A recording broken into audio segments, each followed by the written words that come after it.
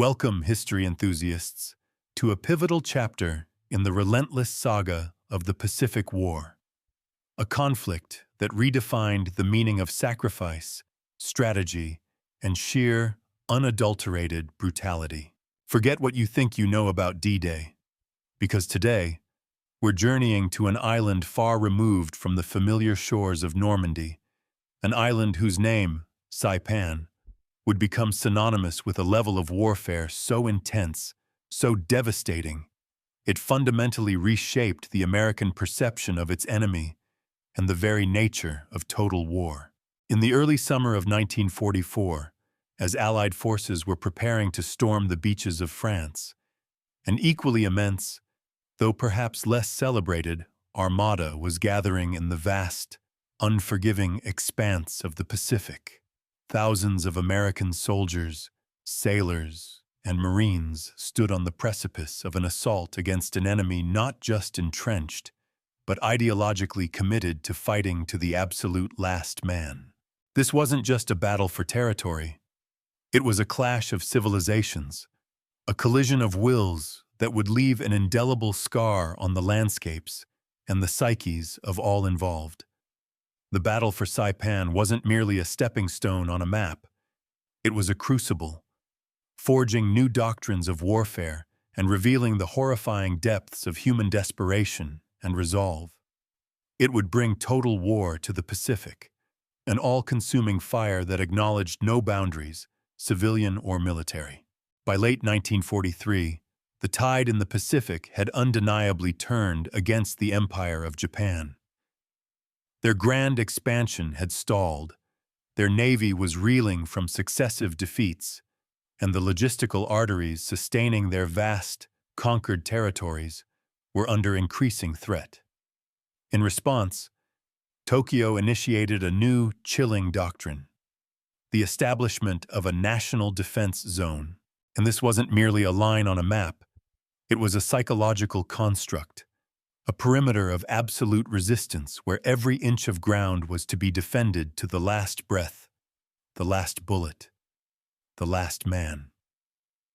The aim was grimly pragmatic: to halt the American advance, protect vital supply routes to the home islands, and buy time to rebuild their shattered military strength. Their new operational policy was clear. Islands within this zone were not to be given up. They were to be fortresses, tombs for both defender and attacker. On the American side, the strategic debate was fierce. General Douglas MacArthur, still smarting from his forced withdrawal from the Philippines, championed a liberation campaign, a westward thrust that would redeem his personal vow to return. But another powerful voice emerged. Admiral Ernest King, the U.S. Chief of Naval Operations.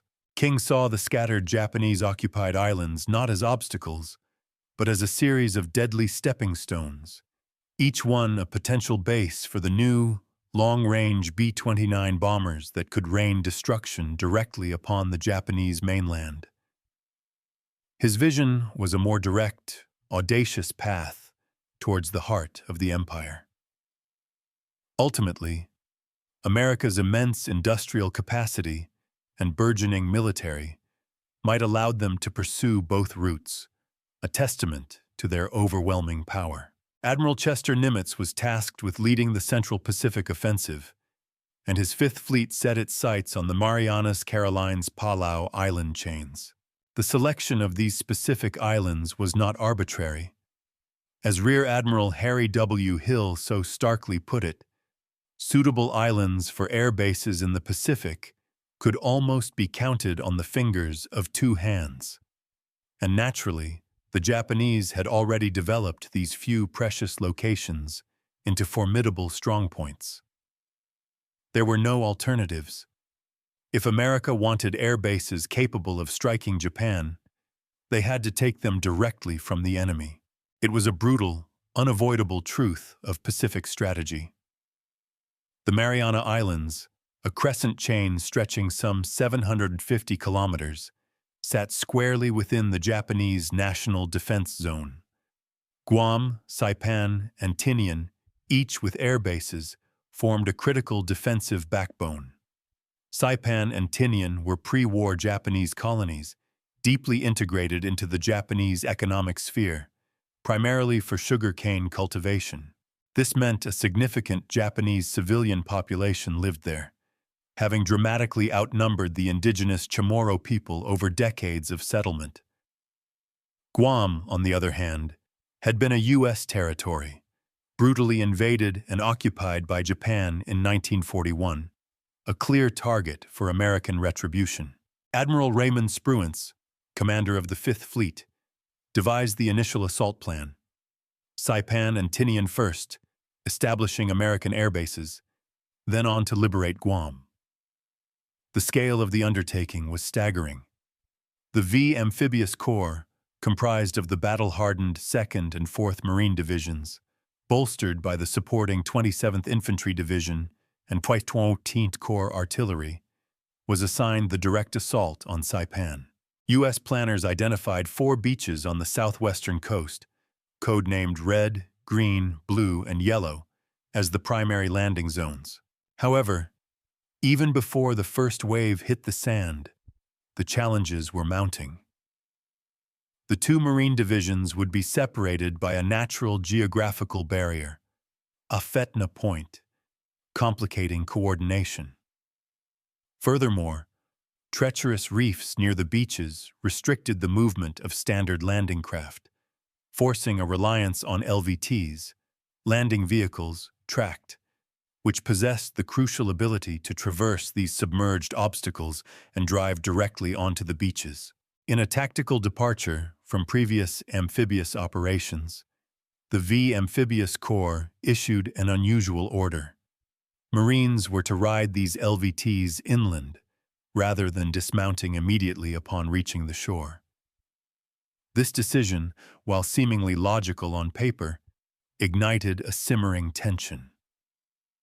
The 4th Marine Division, perhaps more adaptable or less experienced with the specific issues, accepted the plan. But the veterans of the 2nd Marine Division, scarred by the rugged terrain of Guadalcanal where LVTs had struggled, were deeply skeptical. Their doubts were compounded by a professional rivalry with the Army drivers assigned to operate these amphibious vehicles. General Holland Smith, the V Amphibious Corps commander, held ambitious expectations. He anticipated the Marines would reach the Objective 1 line, a mere 1.3 kilometers inland, by the end of D-Day, believing the southern part of the island would fall quickly before a final push north.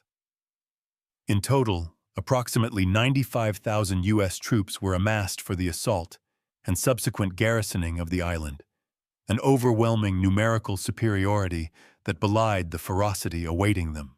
On the Japanese side, the defense of the Marianas fell to Admiral Chuichi Nagumo, a figure whose name was etched into history for leading the devastating attack on Pearl Harbor, only to suffer a crushing defeat at Midway. Saipan was to be his last command, a final, desperate stand. The local garrison was commanded by General Yoshitsugu Saito, leading approximately 32,000 men from the 43rd Division, the 41st Independent Mixed Brigade, and various air and naval units. However, their preparation was woefully inadequate. While Saipan offered significant high ground inland, perfect for artillery observation and defensive lines, the Japanese defenders suffered from severe logistical shortcomings, a critical lack of transport, insufficient troops, and crippling coordination issues between their disparate units. Reinforcements, though sent in May, were decimated by American submarines, exacerbating the already strained relationship between the Imperial Japanese Army and Navy. Despite these overwhelming disadvantages, Saito meticulously divided Saipan into 4 defensive zones, strategically placing his artillery on the high ground, anticipating an American landing in the southwest. He even prepared the 9th Tank Regiment for a rapid counterattack. While Saito's army planned the island's defense, the Japanese Navy unveiled its ambitious, desperate gambit, Operation A-Go, the first mobile fleet, incorporating Japan's most modern aircraft carriers, was to sail to the Marianas and deliver a mortal blow to the U.S. invasion fleet, aided by land-based aircraft from the islands. Admiral Spruance was acutely aware of this potential naval threat. His primary mission was the successful capture of Saipan and the protection of his amphibious forces. To this end, he issued orders for Task Force 58, his powerful, fast carrier force, to maintain a defensive posture. This command, while strategically sound given the stakes, deeply frustrated its aggressive commander, Admiral Mark Mitcher, who chafed at the defensive reins. And so, just a week after the monumental D-Day landings in Normandy, the Pacific prepared for its own baptism of fire. In a staggering display of industrial might, the Saipan naval armada dwarfed even that assembled for Operation Overlord in terms of sheer firepower. 3 days before the main landing, D-Day -3, American warships and aircraft unleashed a torrent of ordnance, bombarding Japanese airfields and defenses on Guam, Tinian, and Saipan. In a desperate and ultimately futile attempt to clear the fields of potential Japanese cover, U.S. forces even fired white phosphorus into Saipan's sugarcane fields. The bombardment was a terrifying spectacle for the island's inhabitants.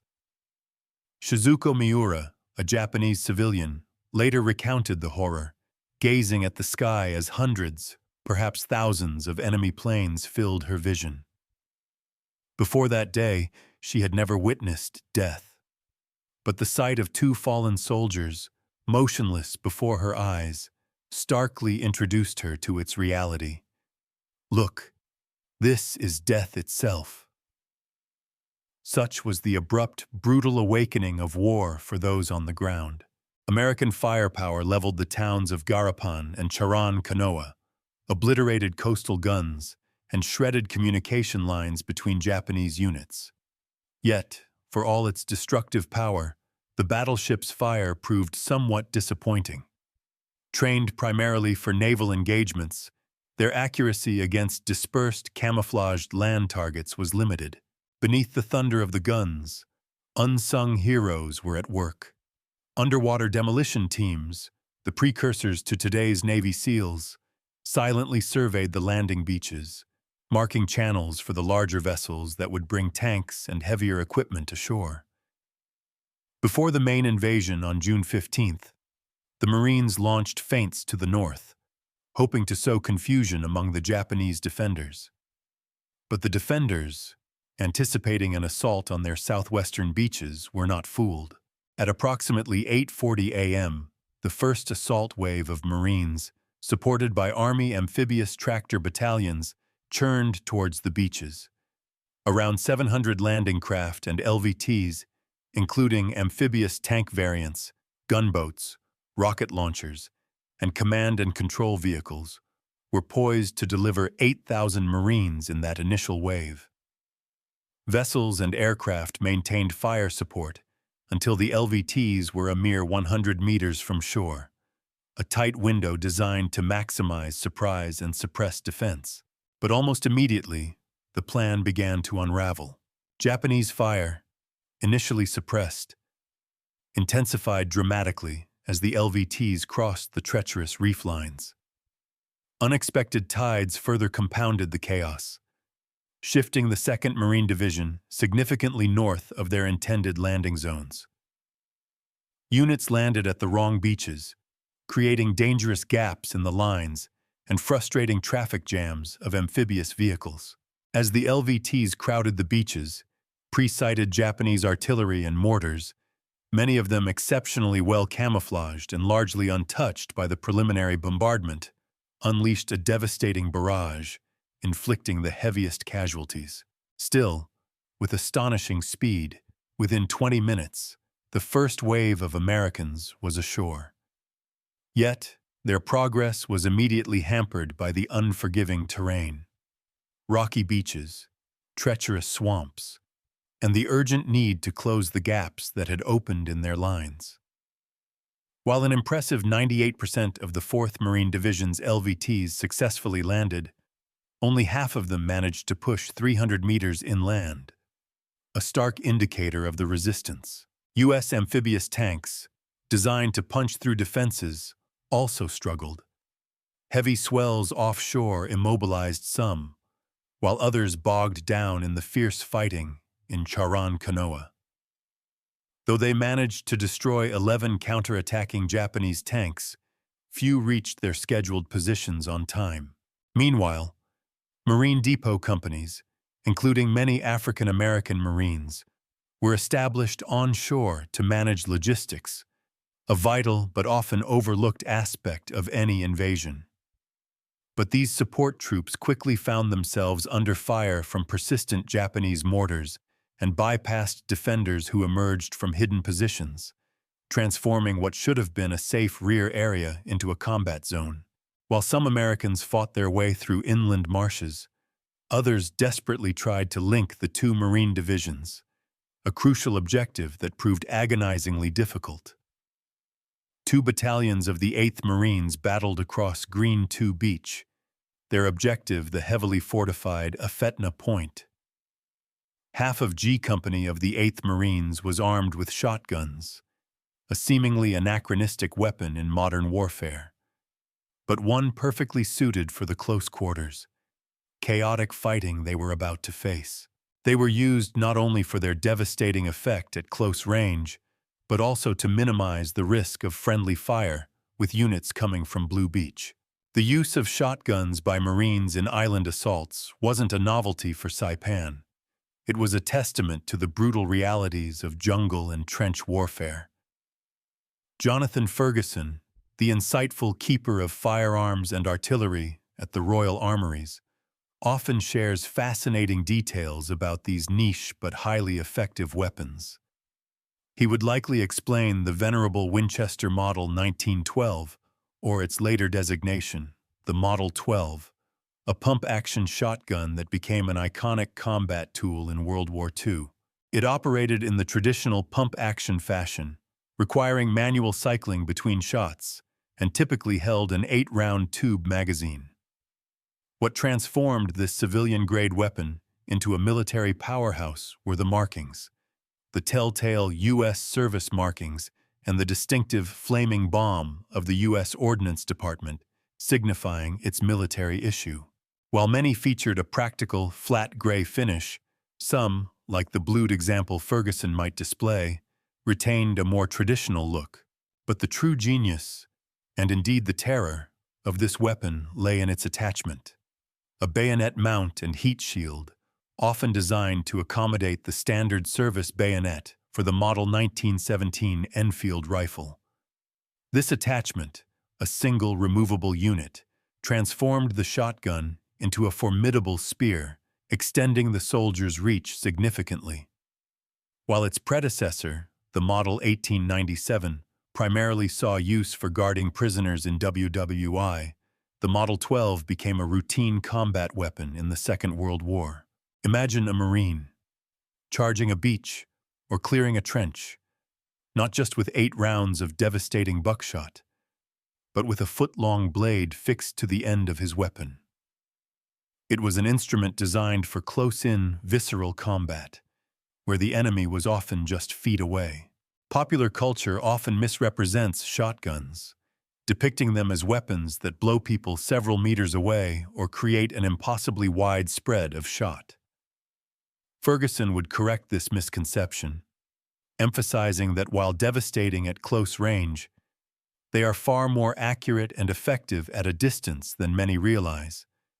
Their effective range, for truly fight-stopping power, might be around 20 meters, certainly not a substitute for a rifle.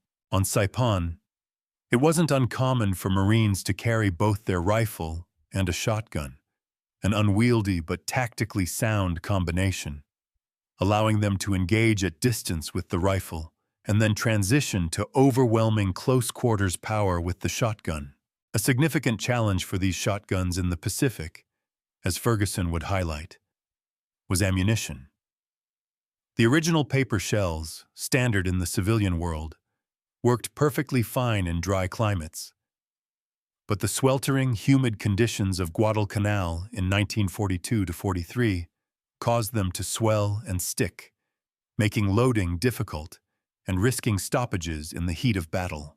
A recommendation was made to switch to brass-hulled shells, but frustratingly, this change wasn't enacted quickly enough, if at all, for Saipan.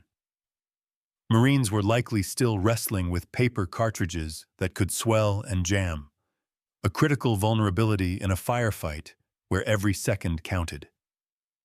So, while a niche weapon, the combat shotgun was, in the words of Ferguson, fantastic for the tight confines of trenches, breastworks, and the terrifying realities of storming a beach. Outside those immediate claustrophobic combat zones, however, the rifle, even the bolt-action 1903 Springfield, remained king.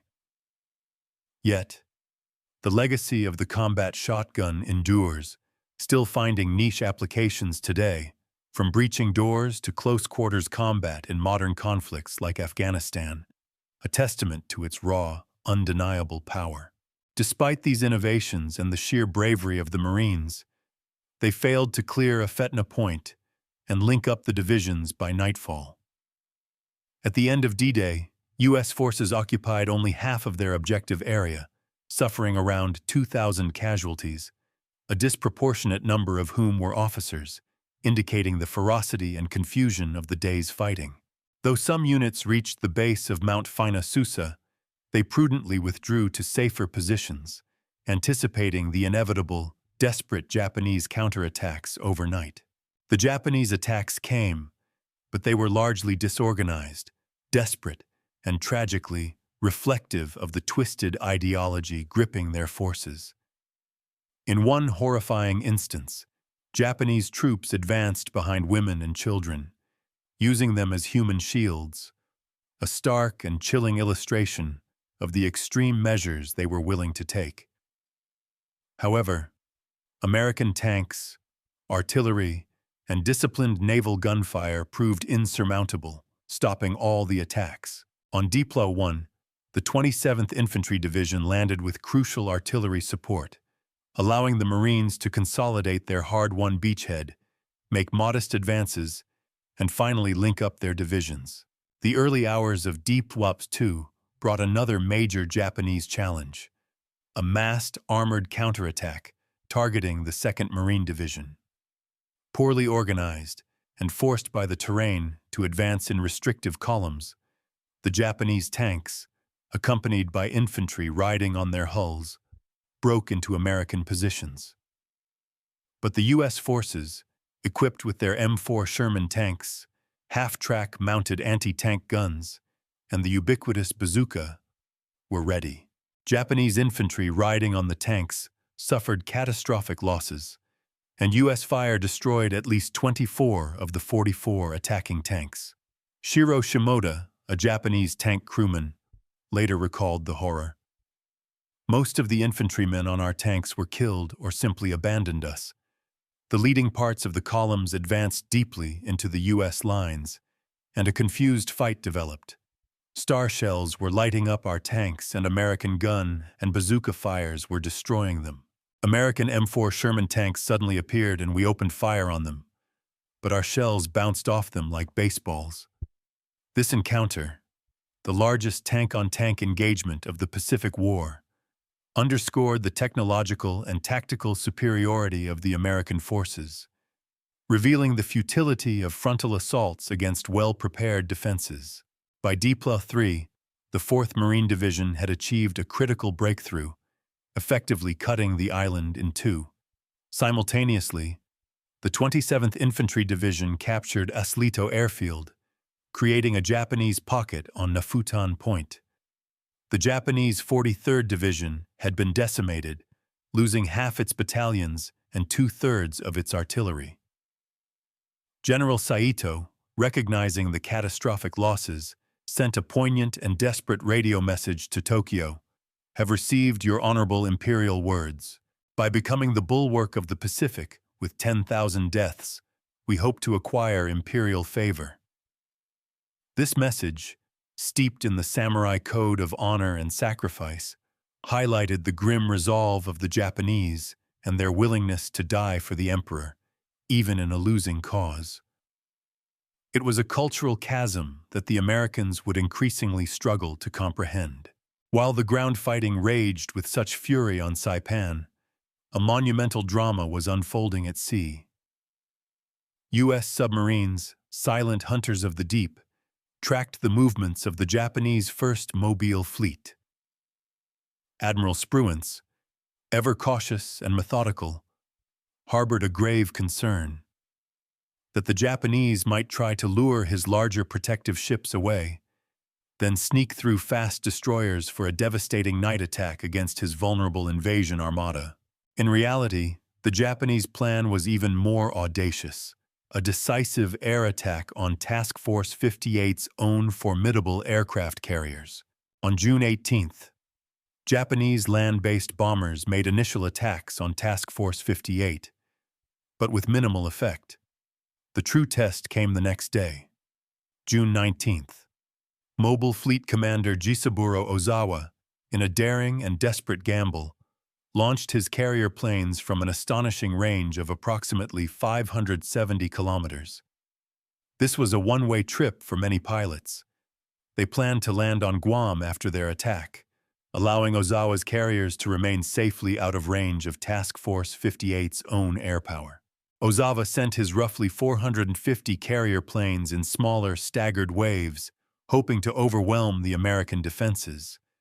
But the U.S., with superior radar and coordination, scrambled all available fighters to meet them. What followed became etched into the annals of naval aviation history as the Great Marianas Turkey Shoot. Japanese aircraft, often outnumbered 2-to-1, faced the superior technology and training of American pilots flying modern planes like the F-6F Hellcat, along with a blistering barrage of anti-aircraft fire over Task Force 58. The result was a massacre.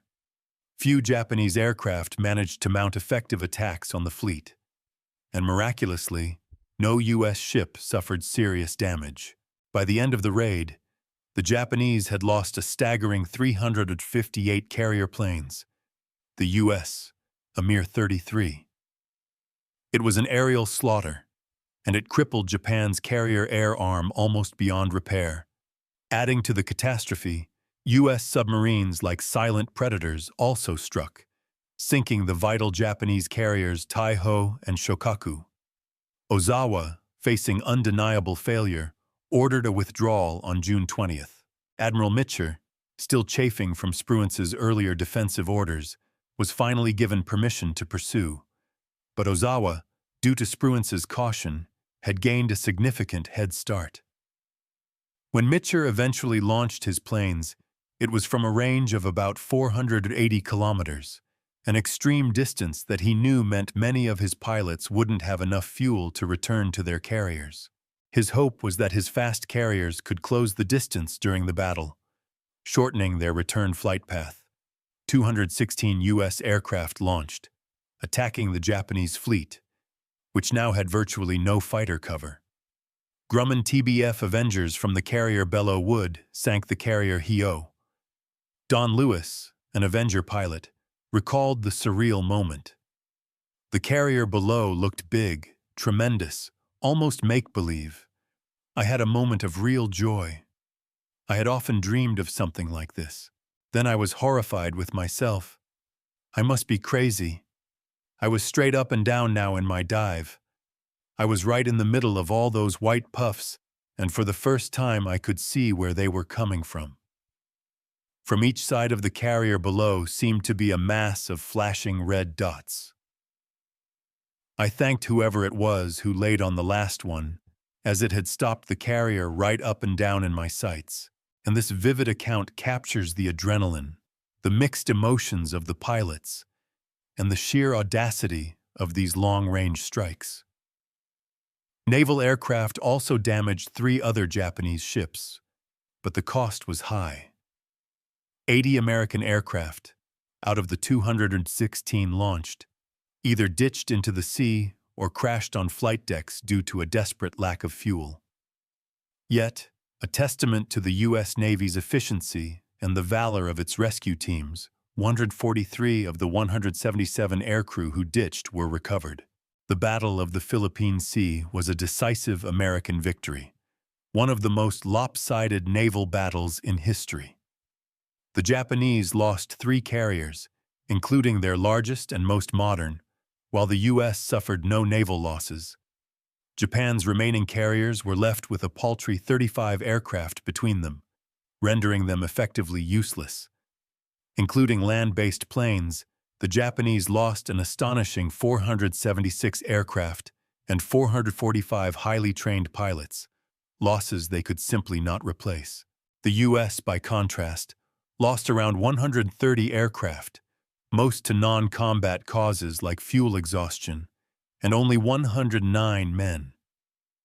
Japan's grand plan, Operation A-Go, had been utterly annihilated. While America celebrated victory at sea, Mitchell remained frustrated, believing Spruance's caution had allowed Ozawa to escape with more ships than necessary. Spruance's defenders, however, argued that given the Japanese Navy's known skill at stealthy night attacks, his defensive stance was a prudent decision, prioritizing the invasion force over a potentially costly pursuit. It was a classic clash between aggressive offensive doctrine and calculated defensive strategy, both with valid points. But the bottom line was clear. The Japanese Empire's ability to launch a significant naval air operation had been broken. Back on Saipan, on D-Day +7, U.S. forces began their arduous push northwards towards the formidable heights of Mount Taipopale, Mount Tapochau, and Hill 600. The terrain was a brutal adversary, a labyrinth of steep ravines, jagged ridges, and dense vegetation. The American advance slowed to a crawl.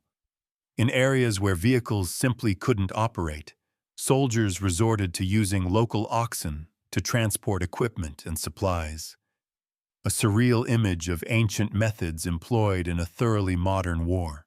The 2nd Marine Division and the 27th Infantry Division, tasked with the central and western sectors, struggled desperately against geographical nightmares quickly dubbed Death Valley, Hell's Pocket, and Purple Heart Ridge, names that eloquently encapsulated the sheer agony of the fighting. The 4th Marine Division, operating in the slightly less severe terrain of the eastern sector, made comparatively better progress. It was during this brutal grind that a significant controversy erupted. Lieutenant General Holland Howland Mad Smith, a fiery and demanding commander, publicly accused the 27th Infantry Division of lacking aggressiveness and successfully pushed for the relief of its commander. This incident sparked a fierce inter-service rivalry that would echo long after the war. Some historians and military analysts argue that the 27th Infantry Division was, in fact, assigned the most heavily fortified Japanese strongpoints, thus making their slower progress understandable. Others countered that the Army's more deliberate, methodical approach was simply ill-suited for the chaotic, close quarters, and often improvised nature of jungle and cave warfare on Saipan, where Marine doctrine prioritized rapid, aggressive penetration. Regardless of the blame, the incident highlighted the immense pressures and differing philosophies within the American military hierarchy. Still, despite the controversy and the tenacious Japanese resistance, the momentum of the American advance was inexorable. Japanese resistance was crumbling under the sustained American pressure and overwhelming firepower. U.S. destroyers effectively prevented Japanese reinforcements from Tinian from reaching Saipan, further isolating the defenders. Japanese units, increasingly fragmented and deprived of communication, could no longer function coherently. Approximately 2,000 to 3,000 Japanese troops remained in the northern sector, but General Saito could only maintain contact with about 950 of them. With all his artillery destroyed or captured, Saito sent another heartbreaking message to Tokyo. "Please apologize deeply to the Emperor that we cannot do better than we are." It was a message of utter despair, of a commander facing inevitable defeat with honor, yet acknowledging failure in the face of impossible odds. Conversely, American forces were demonstrating an increasing capacity for effective communication and coordinated attacks. A crucial element in this advantage were the Native American coda talkers, specially trained radiomen, predominantly Navajo, who used a code derived from their complex indigenous language to transmit tactical information quickly and securely. This ingenious system provided an unparalleled level of battlefield communication. What might take mechanical encryption equipment 30 minutes to encode and decode just 3 lines of English text, a code talker could accomplish in a mere 20 seconds.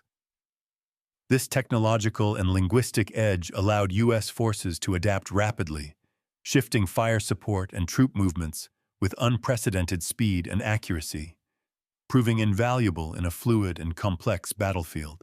On D+11, the 6th Marines, demonstrating adaptive tactics, bypassed enemy strongpoints to capture a critical ridge, effectively linking 2 key mountains and tightening the noose around the remaining Japanese forces.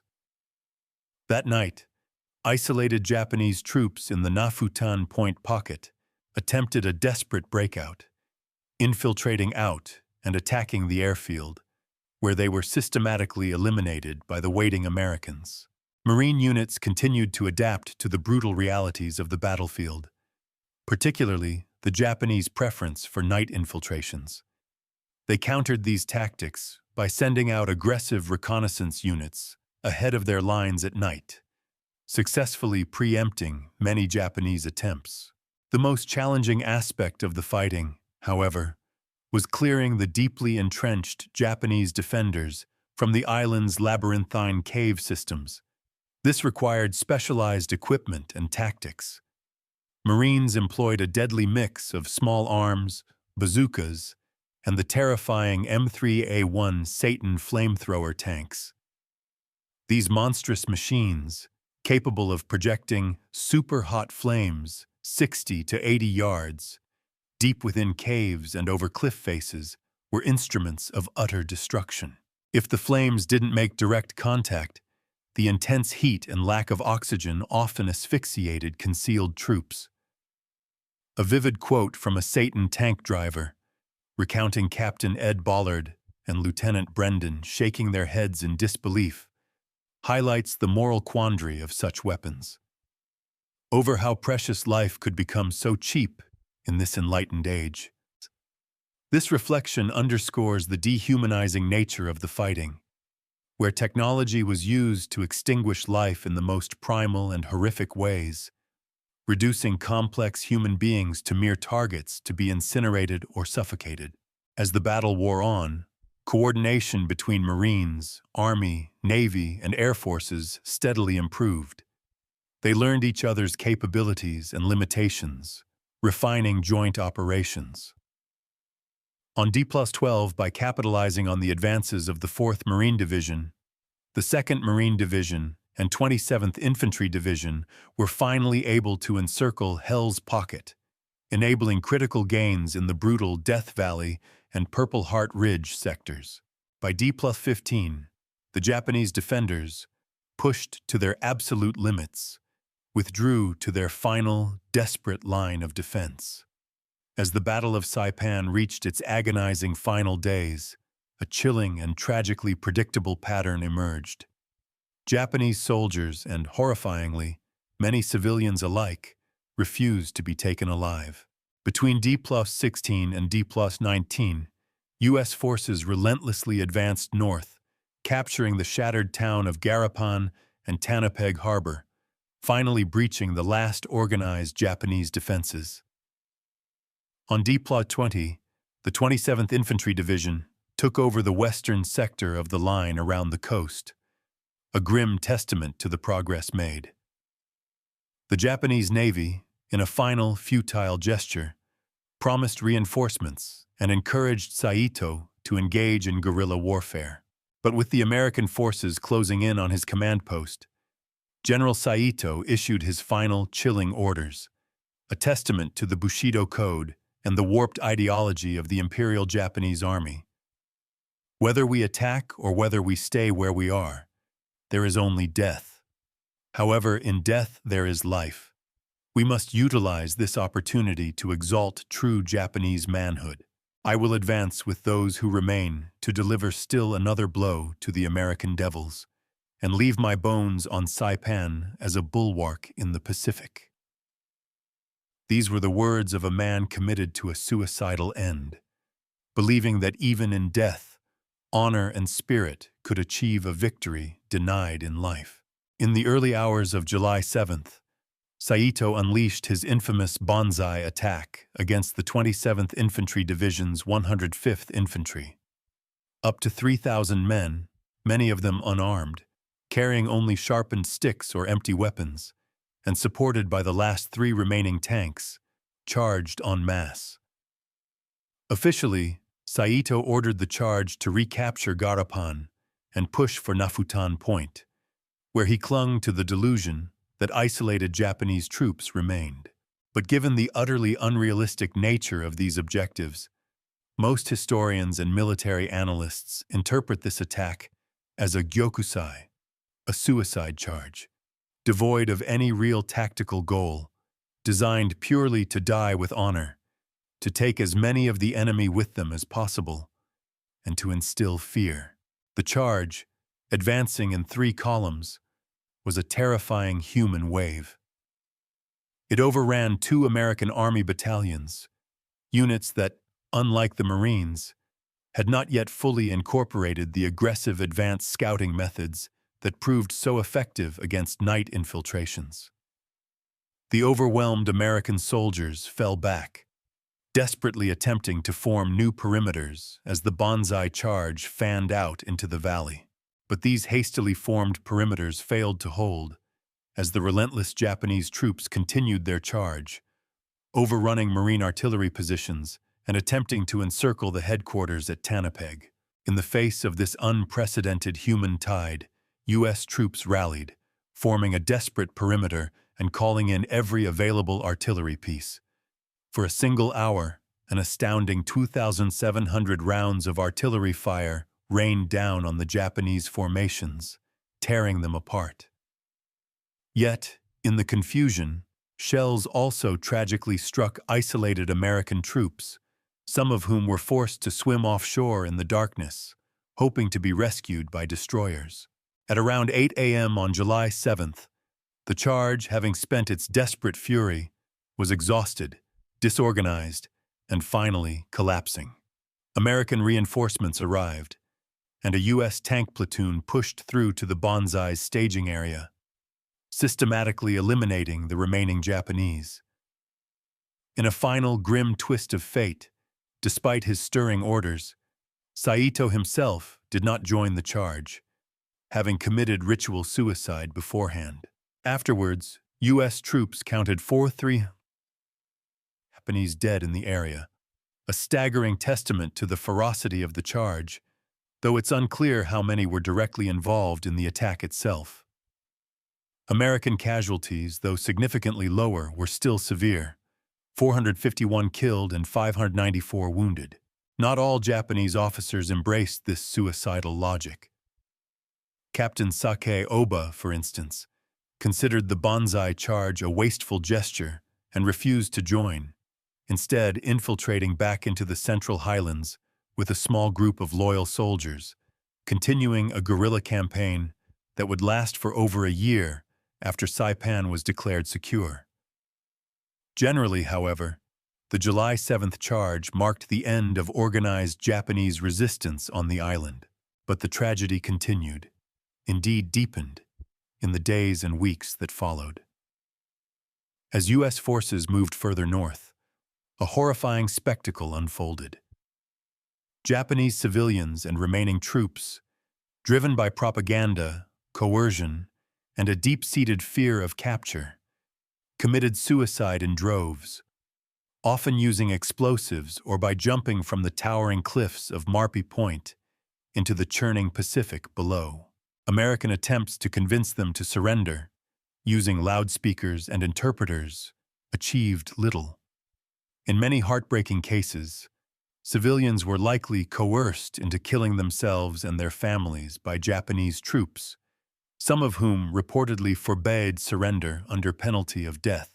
Japanese propaganda had relentlessly painted the Americans as barbaric torturers and murderers, and regrettably, some American actions, such as indiscriminate firing, mutilating enemy bodies, and displaying remains on vehicles, however isolated, could have inadvertently reinforced this terrible impression among a populace already indoctrinated to believe in the absolute evil of the enemy. Ultimately, the close-quarters, brutal nature of fighting on Saipan made surrender dangerous and difficult for troops on both sides to differentiate between military targets and innocent civilians. Marine Lieutenant Lewis Myers vividly captured this moral quagmire. "We knew we would find thousands of civilians beyond the beaches, but we did not count on meeting them in the midst of battle, especially the little children." Marines, many with children at home and pictures in their wallets, find it hard to fit these kids into the battle. Throwing grenades at Japs is what we were there for. But you hate to find babies in the same holes and caves from which the Japs have been firing. This quote perfectly illustrates the blurred lines of total war, the horrifying reality where the enemy hid among the innocent, and the profound psychological toll this took on American soldiers forced to confront such a brutal, agonizing dilemma. On July 9th, Depot 24, General Holland Smith declared Saipan secure, though the grim process of mopping up scattered Japanese holdouts would take many more months. Captain Oba and his unit, a testament to their incredible resilience and refusal to surrender, would only emerge and lay down their arms in December 1945, after more than a year of harassing and killing American soldiers on the island, a forgotten struggle in the aftermath of the war. The human cost of Saipan was staggering. The U.S. Army and Marines lost 3,142 killed, 13,208 wounded, and 335 missing. A devastating 20% of these casualties occurring in the first 2 days alone. For the Japanese, the losses were near total. Of the estimated 31,600 troops, 29,500 were killed, with approximately 6,000 remaining in collapsed caves and bunkers, their final resting places. The U.S. captured only 1,810 Japanese soldiers, half of whom were Koreans fighting with Japanese forces, highlighting the desperate commitment to fighting to the death. The civilian toll was equally tragic. An estimated 22,000 civilians perished, with an additional 14,700 interned in U.S. camps. Saipan was a charnel house. Soon after Saipan, U.S. forces moved on to invade Tinian and Guam, applying the hard-won lessons from the preceding bloody campaign. On Tinian, Marines used LVTs equipped with ramps for quicker debarkation from the beaches, and aircraft based on newly secured Saipan unleashed a terrifying new weapon: napalm bombs. The Marines executed a brilliant feint against the main Japanese defenses on Tinian, then landed further north, successfully attacking the Japanese flanks. Tinian's relatively flatter terrain and overwhelming fire support from Saipan and the fleet allowed the Americans to advance quickly, even as typhoon season began to brew. On Guam, the landing zones facilitated a classic U.S. pincer movement around the port and airfield. But here, heavy Japanese resistance, the island's formidable jungle-like terrain, and poor weather conspired to slow the American advance. On both islands, Japanese soldiers continued their chilling pattern of hiding among civilians, often coercing them into mass suicides. In a few instances, American interpreters managed to intervene, preventing further deaths, but these were tragically rare successes against a tide of indoctrinated despair. By early August, the U.S. secured both islands, but at a further cost of $9,500 24,000 Japanese, and 3,200 civilian casualties. Again, some Japanese soldiers retreated, launching guerrilla wars or simply disappearing, in some cases for decades, before eventually surrendering. The landing on Saipan, occurring just a week after the momentous D-Day in Normandy, was equally decisive in the Pacific theater. Strategically, the Americans had pierced the very core of the Japanese defensive barrier. They had recovered Guam, a symbolic and strategic victory, and now possessed air bases on Saipan and Tinian that provided a clear, unobstructed path for their B-29 bombers to reach Japan's home islands. The sheer fact that the United States was able to conduct such a massive and ambitious operation in the Pacific, while simultaneously launching the invasion of Europe, stands as an unparalleled testament to the scale of its military buildup and strategic reach by 1944. America's industrial might and logistical prowess were truly awe-inspiring. But Saipan was more than a strategic victory. It was a psychological turning point. As historian James D. Hornfisher eloquently argued, the Marianas ushered in total war to the Pacific. He claimed that there was no explaining away what thousands of Marines had observed with their own disbelieving eyes in the Marianas. The ritual suicides of the Japanese garrisons and their predatory brainwashing and murder of the innocent unarmed have been insufficiently considered as a turning point that shaped the war's final year. The first direct U.S. experience of total war occurred in the Marianas, and it renewed the will to win and to win totally, using all means available, without restraint. This is a profound and unsettling observation. The horrors witnessed, the suicidal charges, the coerced civilian deaths, the fanatical resistance, hardened American resolve and led to an understanding that this enemy would not surrender easily, if at all. This experience arguably contributed to a more ruthless approach to warfare in the Pacific, a determination to end the conflict by any means necessary. As the fighting moved ever closer to Japan's sacred home islands, it became increasingly radicalized. Japanese commanders, facing an overwhelming material and strategic disadvantage, compensated with renewed concepts of spiritual and racial superiority, pushing their troops to fight with an almost insane devotion. As resistance, however ill-fated, escalated, the very boundaries of warfare expanded. The lines between civilians and soldiers, already blurred by Japanese doctrine, became indistinguishable for both sides. Japanese civilian Shinozuka Yoshitaro recalled a chilling exchange with a soldier. "We are no longer soldiers. You are no longer civilians. We are all just Japanese and we all suffer the same. Chom." This quote perfectly encapsulates the complete breakdown of traditional distinctions, where an entire population was expected to become a human shield and an active participant in a fight to the death. By late 1944, despite the devastating defeats at Saipan and in the Philippine Sea, the war in the Pacific was far from over. American planners realistically anticipated that an invasion of Japan would likely be necessary in 1946 or even 1947, foreseeing an even bloodier, more protracted struggle.